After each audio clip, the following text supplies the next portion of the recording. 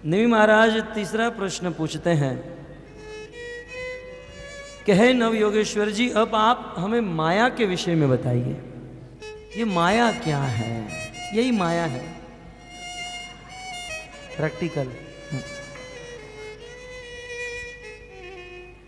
शब्दों में यदि कहा जाए, श्रील प्रभुपाद जी कहते थे जो नहीं है और हमें लगता है कि यह है, वो माया है। माया भगवान की शक्ति है, बहिरंगा शक्ति।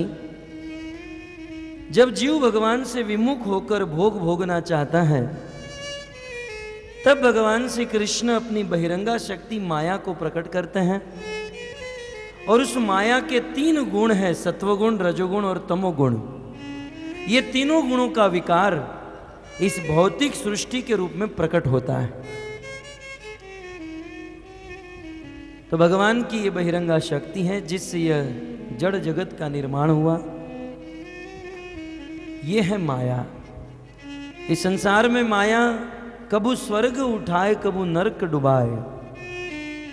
ये एक ही माया शक्ति जिसे जो कभी स्वर्ग में लेकर जाती है और यही माया शक्ति कभी कभी नरक में डुबा देती है। माया, इस माया को पार करना अत्यंत कठिन है। इस प्रकार से जब नव योगेश्वर जी ने तीसरे प्रश्न का जवाब दिया, तब चौथा प्रश्न निमि महाराज पूछते हैं, कृपया करके यह बताइए कि इस माया से मुक्त होने के लिए क्या करना चाहिए। यदि इस भगवान की देवी शक्ति माया से मुक्त होना चाहते हैं तो सर्वप्रथम इस माया को समझना होगा। वैसे अब श्लोकों के द्वारा मैं कथा नहीं कर रहा हूं, क्योंकि श्लोकों के द्वारा तो आपने देखा ना, एक प्रश्न में 8 दिन निकल गया। बस आपको मात्र संक्षिप्त में बता रहा हूं। सर्वप्रथम माया को समझना होगा। अनेक, आप शुरू रखिए, 3 श्लोक दिखाना है। माया के द्वारा इस संसार में अनेकों वस्तु प्रकट होती हैं। माया के अनेकों पहलू हैं, माया के अनेकों श्रृंगार हैं। उनमें से सर्वप्रथम है धन। धन जो है माया का विकार है, ऐसा प्रबुद्ध ऋषि कहते हैं। पहले प्रश्न का उत्तर कवि ऋषि ने दिया, दूसरे प्रश्न का उत्तर हरि, तीसरे प्रश्न का उत्तर अंतरिक्ष और चौथे प्रश्न का उत्तर प्रबुद्ध ऋषि। प्रबुद्ध मुनि कहते हैं कि माया का प्रथम पहलू है धन। ये धन हमें बहुत अच्छा लगता है, परंतु ये धन क्या है? माया का वैभव। इसलिए वे कहते हैं श्लोक में, आप केवल सुन लीजिए, नित्य आरती देन वित्तेन। ये वित्त जो है, ये धन जो है, नित्य दुख देने वाला है। बाहर से भले हमें ऐसा लगता है कि धन बहुत अच्छा है। भगवान श्री कृष्ण उद्धव जी को धन के विषय में बताते हैं कि उद्धव, धन में 15 दोष छुपे हुए हैं। जब धन हमारे हाथ में आता है तो अकेला नहीं आता, वे 15 दोष को लेकर हमारे पास आता है। जिसके पास धन आता है, सस्ते ने उसको चोरी करने की आदत पड़ जाती है। धन अकेला नहीं, झूठ बोलने की आदत को साथ में लेकर आता है। धन जब आता है तो साथ ही साथ भय भी आता है। धन के साथ साथ चिंता भी आती है, धन के साथ साथ खतरा भी आता है। जीवे करे गधा। ये धन माया का वैभव है, लेकिन अज्ञान के कारण संसार का जीव इसी, धन हमारा जीवन नहीं है, जीवन चलाने के लिए एक उपयोगी वस्तु है। धन ही जीवन नहीं है, जीवन को चलाने के लिए धन की आवश्यकता है। ये धन, ये घर, पुत्र, परिजन, ये संसार, ये सब कुछ माया के पहलू, और ये सब कुछ दुख देने वाले हैं। ये सारी वस्तु को प्राप्त करने में भी कष्ट है? आपको कोई मोटर कार लेनी है, मर्सिडीज कार लेनी है, तो खरीदने में कष्ट है क्योंकि पैसे जुटाने पड़ेंगे, उसको रखने में भी कष्ट है, पार्किंग कहाँ ढूंढेंगे, कहाँ रखेंगे, टोचन वाला लेकर चला जाएगा, और उसमें भी किसी ने एक्सीडेंट कर दिया तो और दुख, और उसमें भी वह कार कोई चुरा कर लेकर गया तो और दुख।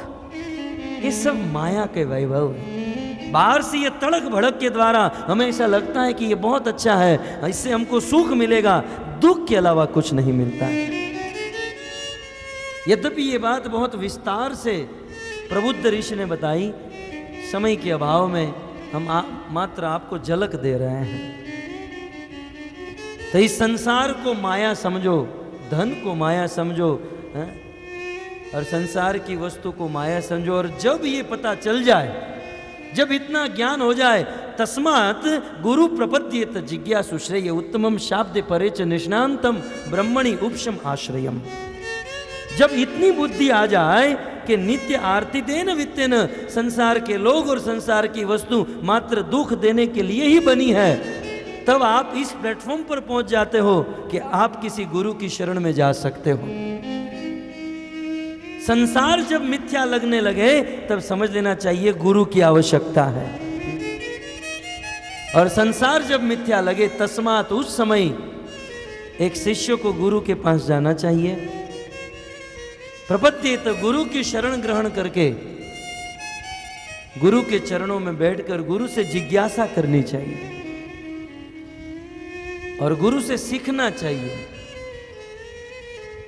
एक शिष्य को अपने गुरु से क्या सीखना चाहिए? 15 श्लोक में 53 चीज सिखा रहे हैं। 53 वस्तु सीखनी चाहिए अपने गुरु से। कुछ लोग दीक्षा लेकर बैठे हैं लेकिन 53 में से 3 भी नहीं जानते हैं। चाहे शिक्षा गुरु हो या दीक्षा गुरु हो, उनसे क्या सीखना चाहिए? भागवतान धर्मान शिक्षेत, आश्रयम शिक्षेत, ऐसे शिक्षित शिक्षित शिक्षित करते हुए 53 वस्तु सीखनी चाहिए गुरु के चरणों में बैठकर। भविष्य में यदि समय मिलेगा तो इन 53 वस्तु के बारे में हम चर्चा करेंगे। लेकिन जब गुरुदेव का आश्रय लेकर गुरुदेव से हम ये सारी वस्तु सीख लेते हैं, तब हम माया से मुक्त हो सकते हैं, अन्यथा कभी नहीं। माया से मुक्त होने के लिए माया को समझकर गुरु के शरण में जाना होगा, गुरु बनाना होगा। गुरु कैसे होने चाहिए, गुरु की योग्यता आप सब जानते हैं। और जैसे ही यदि व्यक्ति माया से मुक्त हो जाता है तो तुरंत माया से मुक्त होने पर तुरंत उनका मन नारायण में, भगवान में लग जाता है। जब इस प्रकार से कहा कि गुरु की शरण प्राप्त करके माया से मुक्त हो जाओगे और मन नारायण में लग जाएगा, तो तुरंत नमी महाराज ने 5वां प्रश्न पूछा, तो प्रभु बताइए नारायण कौन है? 5वां प्रश्न। अब कथा तो ऐसे भी हो सकती है, आप चिंता मत करो, 9 प्रश्न हो जाएंगे। 9 प्रश्न की कथा करने में 9 मिनट नहीं लगेगी, परंतु हम तो विस्तार से आस्वादन करते हुए 8 दिन तक चल रहे हैं। और आपको ये दिखाना चाहते थे, भागवत इतना गहरा ग्रंथ है कि इसके एक एक श्लोक के ऊपर वर्षों वर्षों तक बोला जा सकता है। खैर, तो 5वां प्रश्न, नारायण कौन? नारायण का स्वरूप क्या है?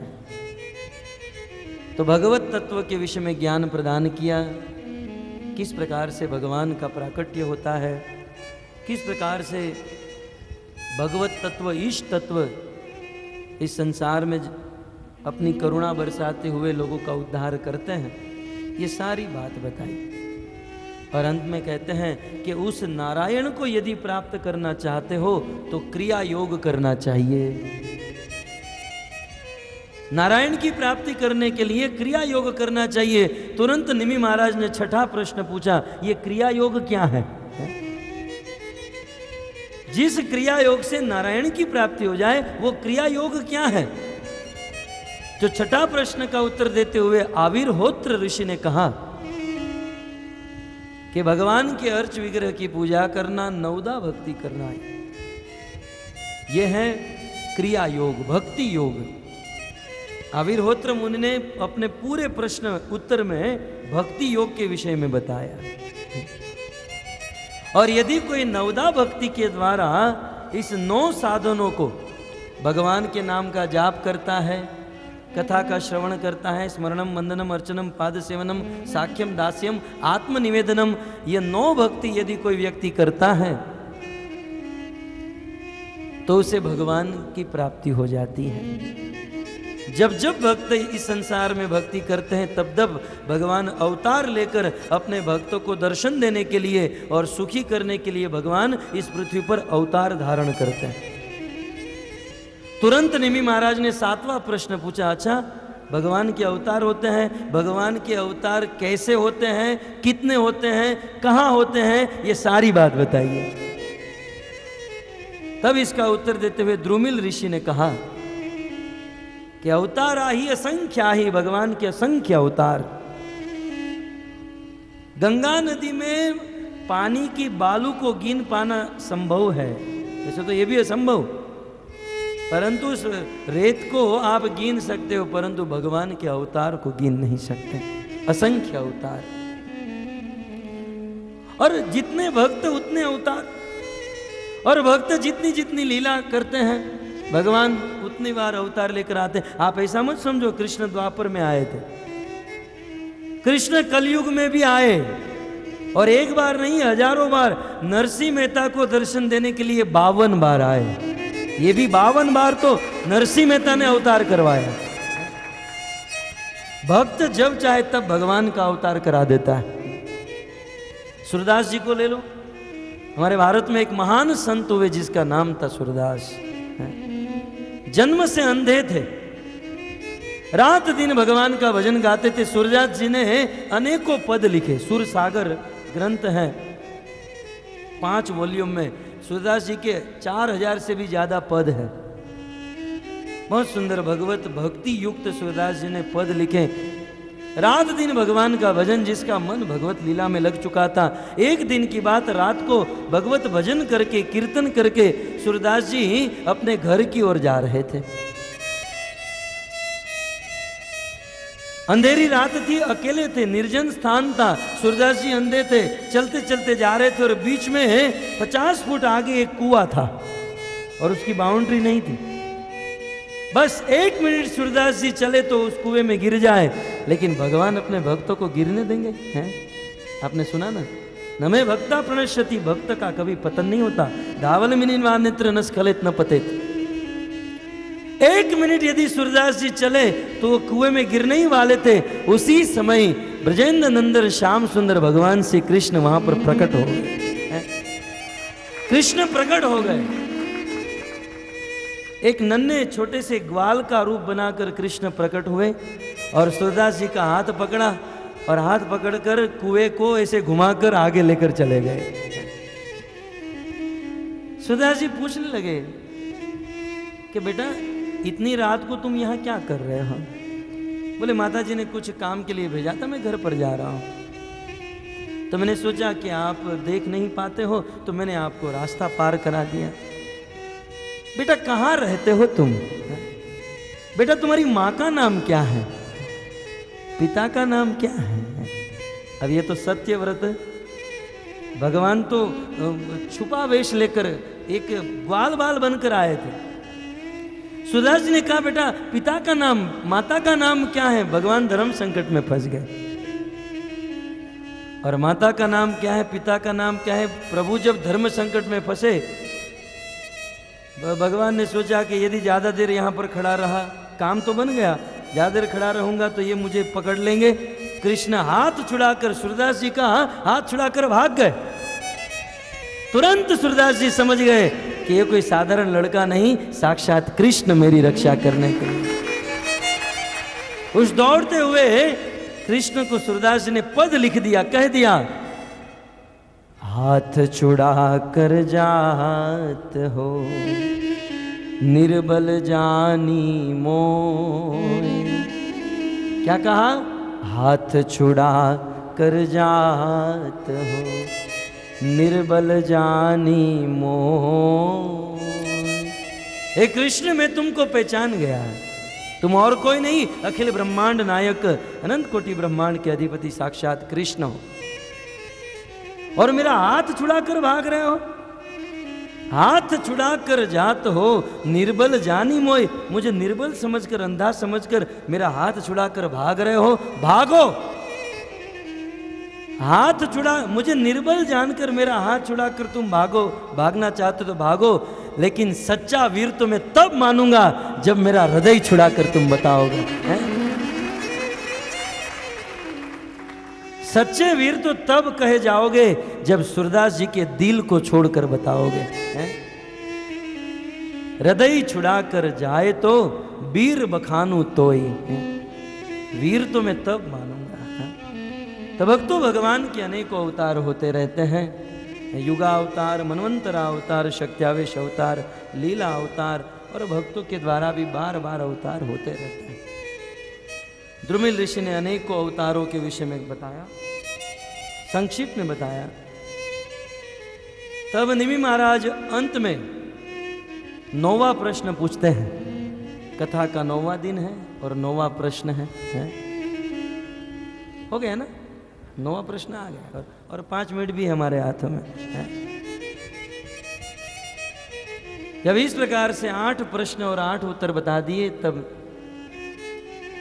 9वां प्रश्न पूछते हुए कहते हैं, शिराजुवाच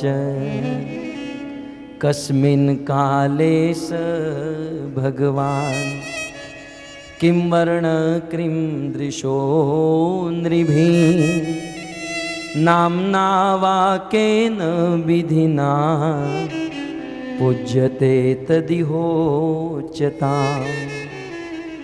हे प्रभु, अब आप मुझे ये बताइए कि ये अवतारों का नाम तो आपने दे दिया, लेकिन कस्मिन काले क स भगवान, किस युग में भगवान किस रूप में प्रकट होते हैं, मुझे ये बताइए। साथ ही साथ जिस युग में भगवान प्रकट होते हैं उसका रंग क्या होता है। भगवान का अलग अलग युगों में प्रकट होना, अवतार लेना, उस युगा अवतार का रंग क्या होता है, उस युगा अवतार का नाम क्या होता है, और उस भगवान को प्राप्त करने के लिए उस युग में क्या विधि होती है, विस्तार से बताइए। समझ में आ गया प्रश्न? भगवान के अवतार तो सभी युगों में होते हैं, तो सभी युगों में भगवान के अलग अलग अवतार होते हैं। तो सतयुग, त्रेता, द्वापर, कली, ऐसे अलग अलग युगों में भगवान का जो अवतार होता है कौन से रंग का होता है, प्रथम। दूसरा, उस युग में भगवान का नाम क्या होता है, और उस युग में उस भगवान को प्राप्त करने की विधि क्या होती है, मुझे विस्तार से बताइए। तो वैसे तो बहुत विस्तार से श्लोकों के द्वारा बताएं, लेकिन संक्षिप्त में इतना ही समझिए। इसका उत्तर 9 योगेश्वर में से अंतिम ऋषि, जिसका नाम था करभाजन ऋषि, करभाजन, जिन्होंने संसार को अपने हाथ में ले रखा है, शास्त्र को अपने हाथों में लेकर घूमते हैं, ऐसे करभाजन ऋषि इसका उत्तर देते हुए कहते हैं सतयुग में भगवान का जो अवतार होता है, उस अवतार का रंग श्वेत होता है, सफेद रंग का।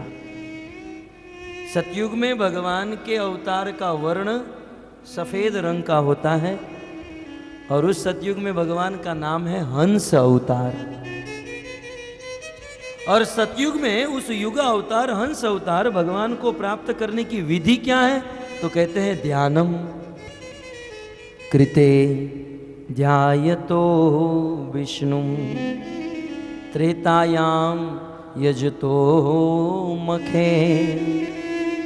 कृते ध्यायतो विष्णु, उस कृत युग में, उस सतयुग में भगवान को प्राप्त करने की विधि क्या है, तो कहते हैं ध्यानम। सतयुग में भगवान को ध्यान करके प्राप्त किया जा सकता। यदि प्रसंग को आप ध्यान से पढ़ो तो बीच में बहुत सुंदर बात आती है एक प्रश्न ये भी पूछा था कि उस युग में भगवान को प्राप्त करने के लिए कौन सा नाम लिया जाता है। वैसे अलग अलग युगों में भगवान को प्राप्त करने की अलग अलग विधि हैं, लेकिन भगवान के नाम की महिमा तो सभी युगों में है। तो सतयुग में ध्यान करके भगवान को प्राप्त किया जा सकता है। त्रेता युग में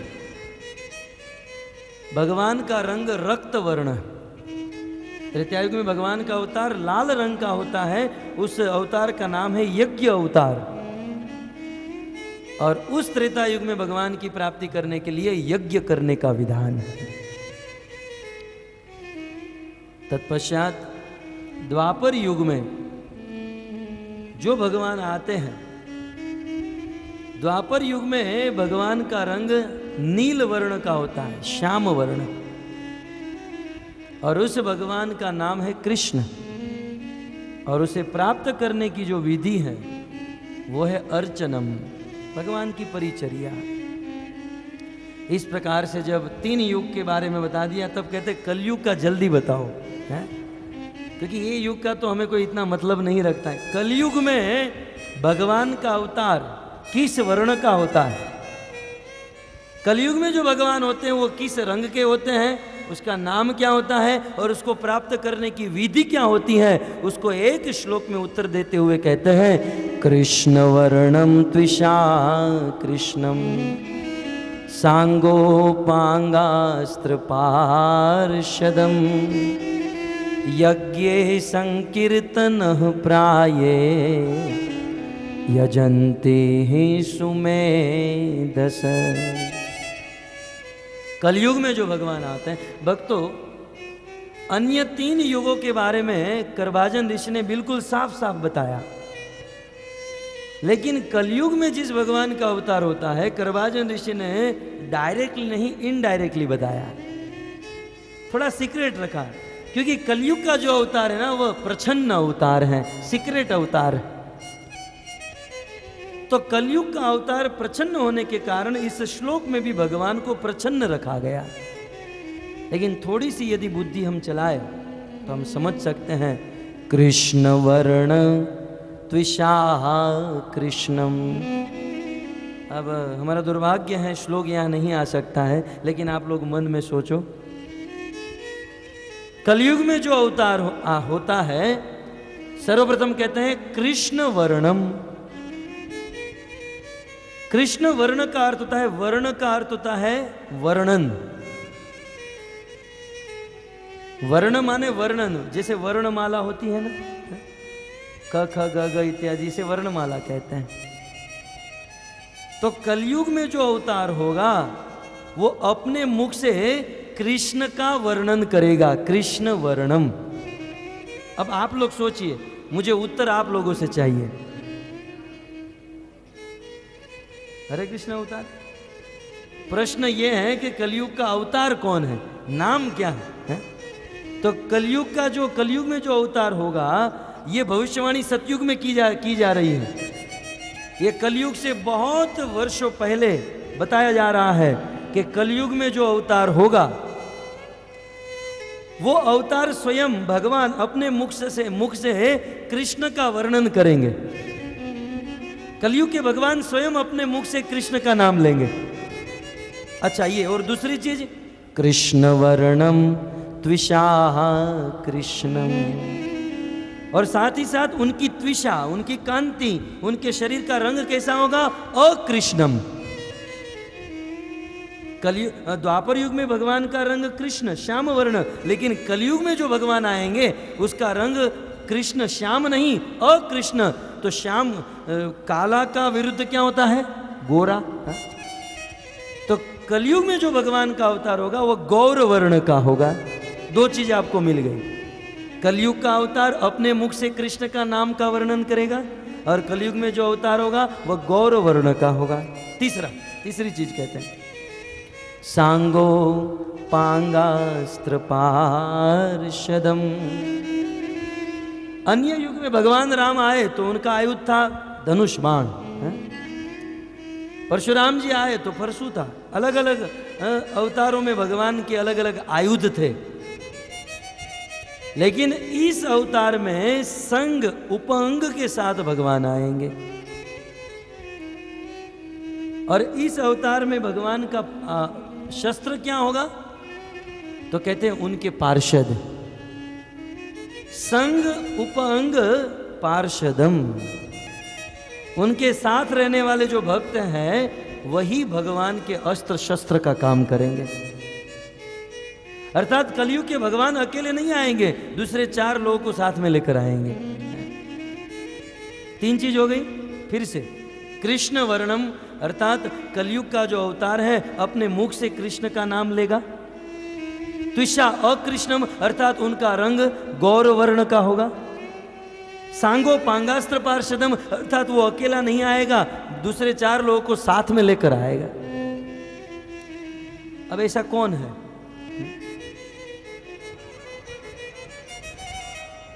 समझ में आ रहा है कुछ? कोई लग रहा है? श्री चैतन्य महाप्रभु, श्री चैतन्य महाप्रभु की,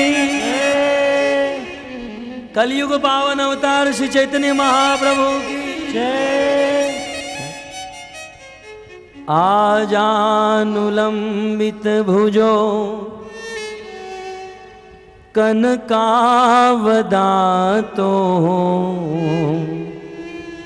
संकीर्तने कपितरो कमलायताक्षो विश्वंभरो द्विजवरो युगधर्मपालो वंदे प्रियो जगत्करो करुणावतारो वैराग्य विद्या निज भक्ति योगम शिक्षात्म एकम पुरुष पुराण। श्री कृष्ण चैतन्य शरीरधारी कृपाम्बुदित्वा शरणं प्रपन्ना। श्रीमद् भागवत के अनुसार करभाजन ऋषि कह रहे हैं कि कलयुग में जो अवतार होगा वो अवतार अन्य कोई नहीं, श्री चैतन्य महाप्रभु, भगवान श्री कृष्ण के अवतार। इसका प्रमाण भागवत में ही नहीं, अन्य 100 पुराणों में, अन्य पुराण वेद उपनिषद में 100 प्रमाण, 100 से भी अधिक प्रमाण दिए गए। महाभारत में भी प्रमाण है जहां पर पितामह भीष्म, महाभारत में जहां पर विष्णु सहस्त्र नाम का वर्णन हुआ है, वे विष्णु सहस्त्र नाम अनेकों श्लोकों में लिखे गए हैं। तो विष्णु सहस्त्र नाम के अंतर्गत कुछ ऐसे नाम है, सुवर्ण वर्ण हेमांगो वरांगस चंद नांगदी संन्यास कृत शांत निष्ठा शांति परायण। तो सुवर्ण वर्ण भगवान श्री विष्णु का एक नाम है सुवर्ण वर्ण। जो सुवर्ण अच्छे वर्ण, अर्थात इस संसार में सबसे अच्छा नाम है कृष्ण का। कृष्ण के नाम का वर्णन करे उसको सुवर्ण कहते हैं। और हेम अंग, सोने के समान जिसका रंग है। तो भक्तों, विष्णु सहस्त्र नाम में भगवान का एक नाम है हेमांग। तो बताइए, भगवान के सभी अवतारों में ऐसा कौन सा अवतार है जिसका रंग सोने के समान पीला है? एकमात्र चैतन्य महाप्रभु। संन्यासकृत शांत निष्ठा शांति परायण। विष्णु सहस्त्र नाम में भगवान विष्णु का एक नाम है संन्यासकृत। जो संन्यास लेता है उसे संन्यासकृत कहा जाता है। बताइए, भगवान विष्णु का ऐसा कौन सा अवतार है जिसमें भगवान विष्णु ने संन्यास लिया हो? आप हजारों अवतार देख लीजिए, विष्णु के सभी अवतारों में एक ही ऐसा अवतार है जिसमें भगवान ने संन्यास लिया, वो है चैतन्य महाप्रभु। ये महाभारत का प्रमाण है। गरुड़ पुराण में भी लिखा, पद्म पुराण, स्कंद पुराण, कि कलयुग में नदिया गांव में गंगा के तट पर शची माता के गर्भ से चैतन्य महाप्रभु का जन्म। तो भक्तों जहाँ पर युग का वर्णन हो रहा है वहाँ पर कह रहे हैं कि कलयुग के भगवान अन्य कोई नहीं, श्री चैतन्य महाप्रभु। अच्छा, उस चैतन्य महाप्रभु को प्राप्त करने के लिए हा?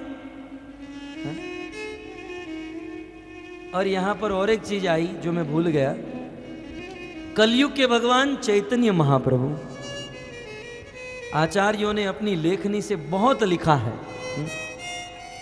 कलयुग के मात्र एक ही उपास्य भगवान नहीं, 3 उपास्य भगवान हैं। एक तो चैतन्य महाप्रभु। इस श्लोक को अलग ढंग से मैं आपको वर्णन करूं संस्कृत व्याकरण के अनुसार, तो इसका अर्थ जैसे चैतन्य महाप्रभु हुआ, इसका अर्थ भगवान श्री कृष्ण भी हो सकता है, और इसका तीसरा अर्थ भगवान रामचंद्र भी हो सकता है। सार यही है, इसमें मगजमारी में नहीं फंसना है। सार यही कह रहे हैं, कलयुग में 3 भगवान की आप उपासना भक्ति कर सकते हो, चैतन्य महाप्रभु, भगवान कृष्ण और भगवान रामचंद्र। कलयुग में 3 भगवान उपास्य हैं। इसलिए सार्वभौम भट्टाचार्य को, रामानंद राय को श्री चैतन्य महाप्रभु ने जहां षडभुज का दर्शन कराया, उस षडभुज में महाप्रभु का भी दर्शन, भगवान राम का भी दर्शन और कृष्ण का भी दर्शन।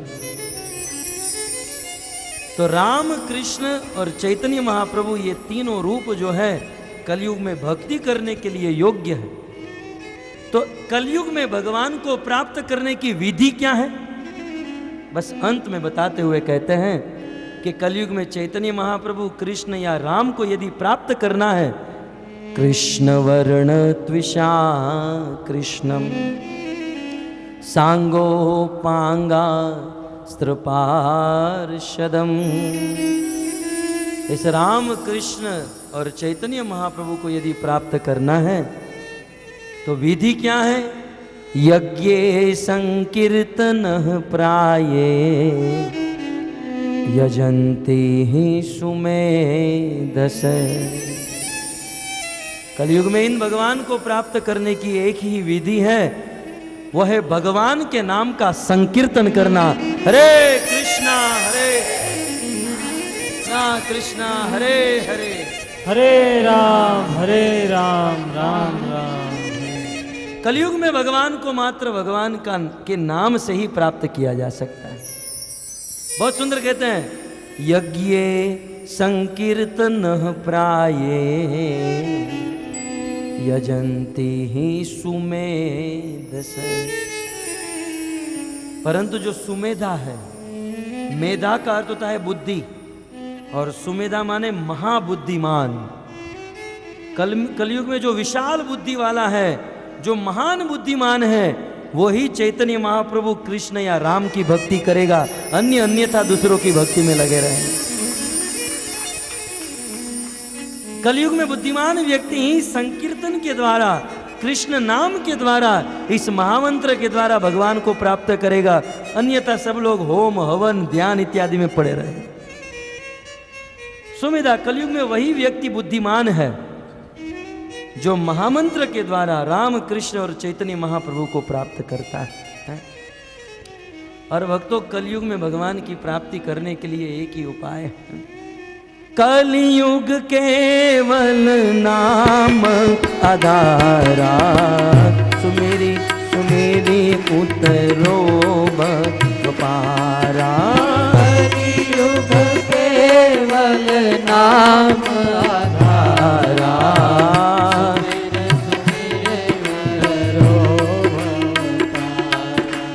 कलयुग केवल नाम आधारा, सुमेरी सुमेरी उतरो पारा।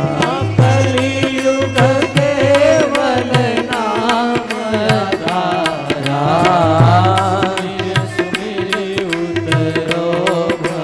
कलयुग में यदि भगवान की प्राप्ति करनी है, सतयुग में भगवान की प्राप्ति करने के लिए ध्यान, त्रेतायुग में भगवान की प्राप्ति करने के लिए यज्ञ, द्वापर युग में भगवान की प्राप्ति करने के लिए परिचर्या, लेकिन कलयुग में यदि भगवान की प्राप्ति करना चाहते हैं और कुछ करने की जरूरत नहीं, मात्र भगवान का नाम लेकर कलयुग में भगवान की प्राप्ति कर सकते हैं।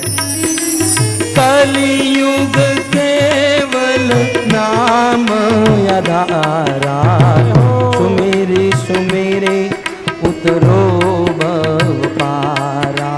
कलियुग केवल नाम आधारा, सुमेर सुमेरे उतरो भव पारा। कलयुग में भगवान की प्राप्ति मात्र भगवान के नाम से हो सकती है। भक्तों,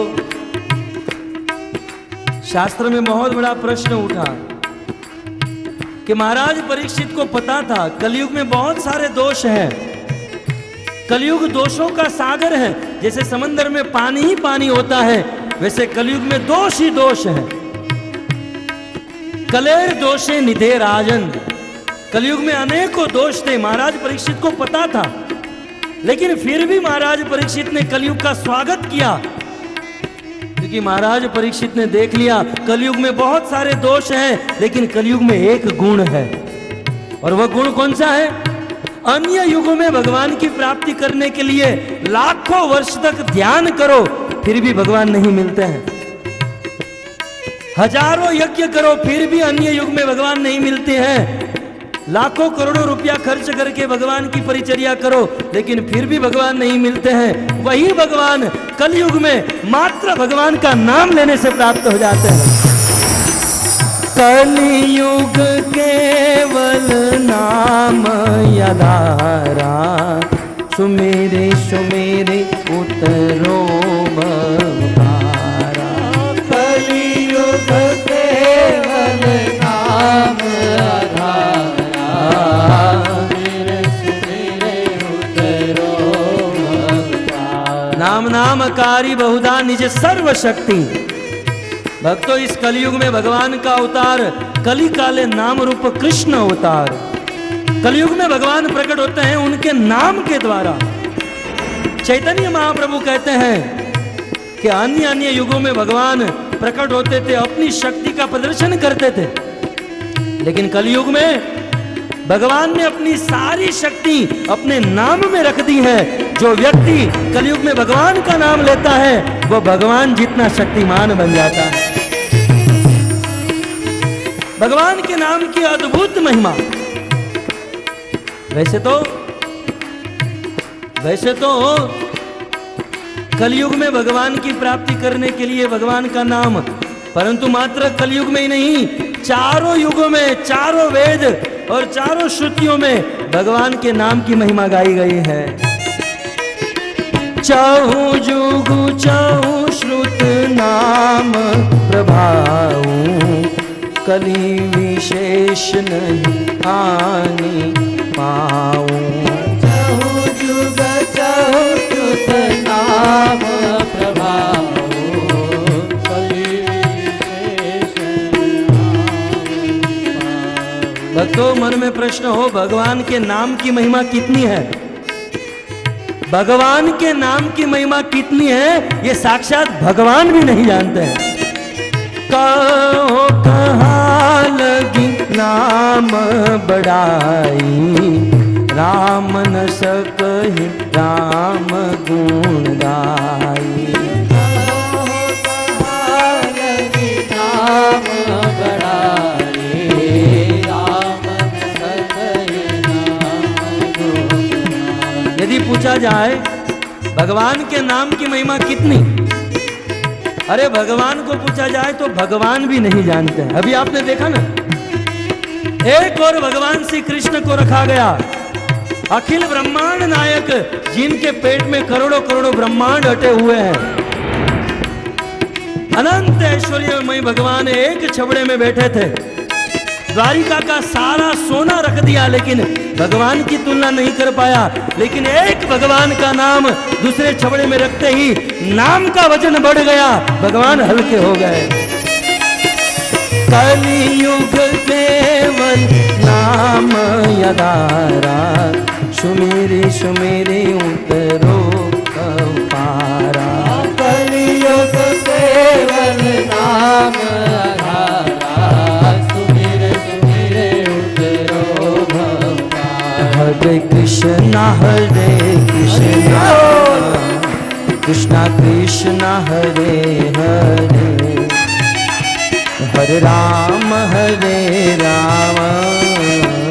राम राम हरे हरे। हरे कृष्णा कृष्णा कृष्णा हरे हरे, हरे राम राम राम हरे हरे। तो इस प्रकार कलयुग में भगवान श्री कृष्ण, राम और श्री चैतन्य महाप्रभु की भक्ति उनके नाम के द्वारा करनी चाहिए। भक्तों, श्रीमद् भागवत में अनेकों अध्याय हैं, अनेकों स्कंद हैं, अनेकों प्रसंग हैं। और यदि हम चाहें कि 7 दिन में 9 दिन में भागवत को समाप्त कर दे तो ये कभी हो नहीं सकता है। ये तो इतना दिव्य महान ग्रंथ है, इसका कभी अंत नहीं होता। कई बार लोग कहते हैं भागवत समाप्त हो गया, भागवत समाप्त हो गया। समाप्त का वास्तविक अर्थ क्या होता है? समाप्त में 2 शब्द हैं, सम और आप्त। आप्त का अर्थ होता है प्राप्त करना, आप्त माने प्राप्त। उस आप्त के आगे प्र लगा दिया जाता है, प्र उपसर्ग, तो वो प्राप्त बन जाता है। आप्त माने प्राप्त होना और सम माने पूरा पूरा। पूरा पूरा जब प्राप्त होता है, जीवन में उतारा जाता है, उसे समाप्त कहते हैं। समाप्त का अर्थ ये नहीं कि अंत हो जाना। भागवत का कभी अंत, जैसे भगवान का कभी अंत नहीं, वैसे भागवत का कभी अंत नहीं। परंतु भक्तों, भागवत के अंतिम श्लोक में श्री सूत गोस्वामी कहते हैं कि भागवत का प्रसंग समझ में आए या न आए, कथा याद रहे या न रहे, भागवत का सार क्या है? नाम संकीर्तनम यस्य सर्व पाप प्रणाशनम, प्रणामो दुख शमनम, तम नमामि हरिम परम। भक्तों, भागवत का अंत, भागवत का सार, नाम संकीर्तनम यस्य, भगवान के नाम का कीर्तन करे और भगवान को प्रणाम करे, इसी से भगवान की प्राप्ति हो सकती है। भक्तों, हम और आप आज भागवत की अंतिम घड़ी और अंतिम क्षण गिन रहे हैं। कुछ ही देर में सभी भक्त अपने अपने स्थान पर चले जाएंगे, अपने अपने घर पर, अपने अपने लाइफ, अपने अपने जीवन में लग जाएंगे। भक्तों, ये संसार का नियम है, मिलना और बिछड़ना है। हम सब लोग अपने अपने स्थान पर जाएंगे, परंतु इन 9 दिनों में आपने जो ग्रहण किया है, जो प्राप्त किया है, अनेकों बातें बोली गई, अनेकों बातें कही गई। सभी बातों का सार यही है, भगवान के नाम का कीर्तन कीजिए, संकीर्तन कीजिए। यदि इस कथा से आपको भगवान में और भगवान के नाम में थोड़ी भी रुचि हो गई तो हम हमारे इस कार्य को सफल मानेंगे।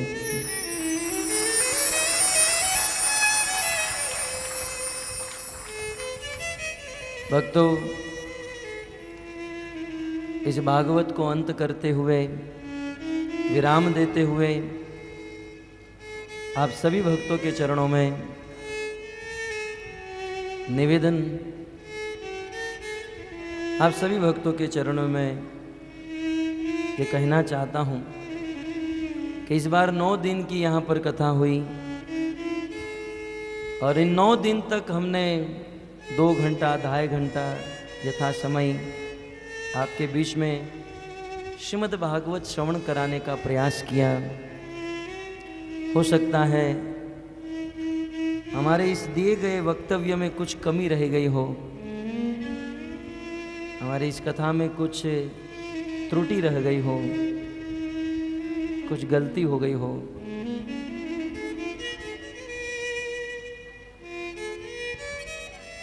और हमारे वचन से, हमारी वाणी से यदि आपके हृदय में कुछ ठेस पहुंची हो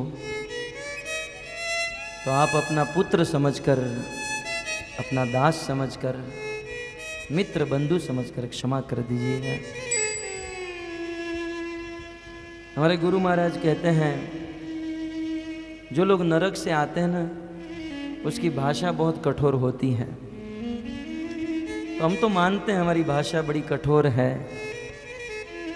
और हमने तो प्रथम दिन ही कहा था, न तो हमें कुछ बोलने आता है, न कुछ भागवत को जानते हैं, न समझते हैं, न समझाने को आता है, न तो कोई अधिकार है। बस गुरु महाराज की आज्ञा है। तो गुरु की प्रसन्नता के लिए, भगवत प्रसन्नता के लिए हम ये भागवत कथा बोलने का प्रयास कर रहे हैं। पुनः पुनः आप समस्त भक्तों के चरणों में निवेदन, हमारी कठोर वाणी से यदि आपको कुछ कष्ट हुआ हो, क्षमा कर दीजिएगा।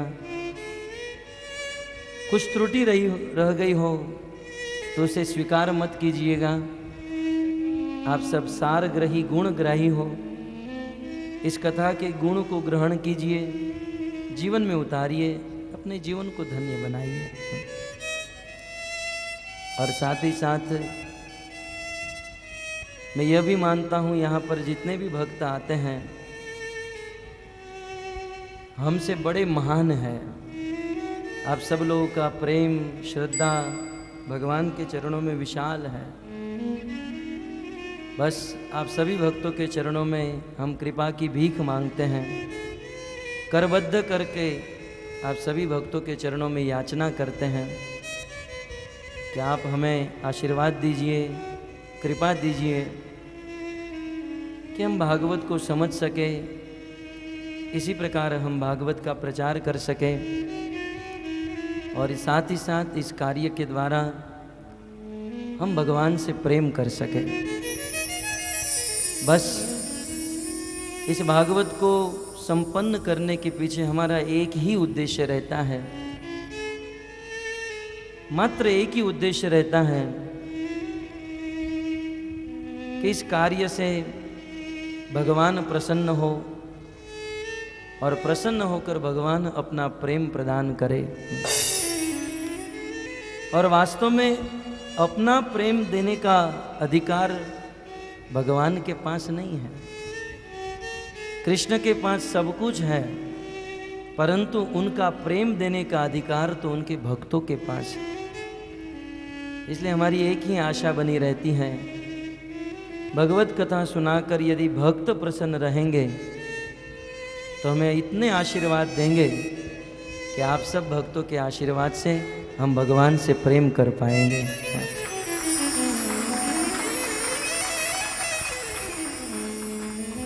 कृष्ण प्रेम की आशा करते हुए यह आपका किंकर, आपका दास